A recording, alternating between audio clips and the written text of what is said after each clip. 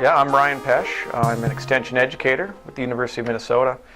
I do a fair amount of work in community-based food systems, usually on the marketing of local foods directly with growers, but also I do some applied research with communities, kind of figuring out what are the different local foods markets and channels and stuff like that. So what is a CSA? A CSA stands for Community Supported Agriculture.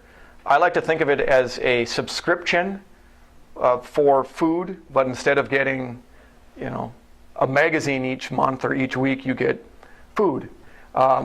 Most of the farms that are doing CSA are produce operations. And so when most people think of a CSA, they think about selling produce that might, here in Minnesota, would run from 16 weeks to 20 odd weeks typically.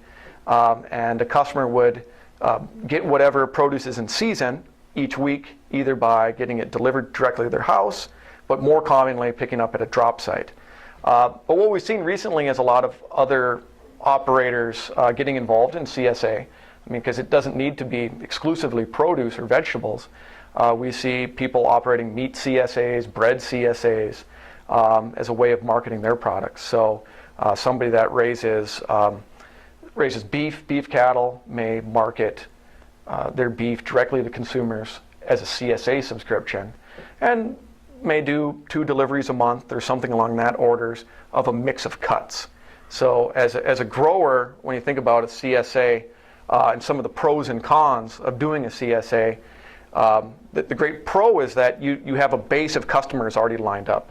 You already have so much product already sold. And so for a lot of operations, especially vegetable operations, that's kind of their base, their financial base on which they can build their business. And that's oftentimes and also the other pro is that typically those payments are made up front, or maybe half of the payment is made up front by customers. And so you have that money up front in order to buy what you need in the spring, typically when you have greater need for when you have operating costs and you have need for capital to invest in the season. The great con, of course, with the CSA is that you're locked in. You essentially have a forward contract directly with a customer. So if you basically are locked in a way that you need to provide every single week that you're promising the customer you're going to provide. So so in this respect, say a CSA operation, a produce CSA, isn't for the faint of heart. You want to have some experience. You want to be very solid on your ability to grow. You also need to be very solid on your ability to deliver a mix of produce week in and week out. So if you don't have your succession plantings down and you just jump right into a CSA, it's not going to be a very good experience for your customers and your members, simply because they're going to end up with a whole slew of beets for 3 weeks and not much else. And then your sweet corn window is only going to be 2 or 3 weeks long, and your green bean window where your customers are going to get green beans from you is going to be 2 to 3 weeks long. And people are going to be dissatisfied with their CSA experience and might not sign up again for the next year.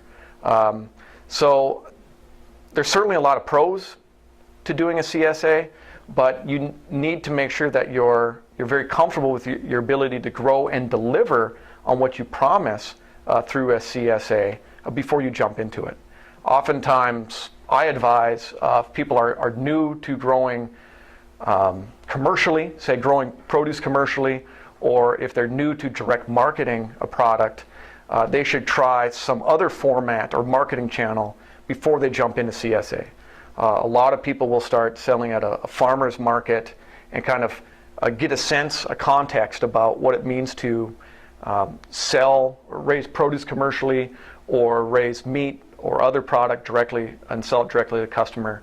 And so they're comfortable with that season, and they're comfortable with their ability to grow for a local market before they jump into a CSA where there is the expectation you can deliver week in and week out a good quality.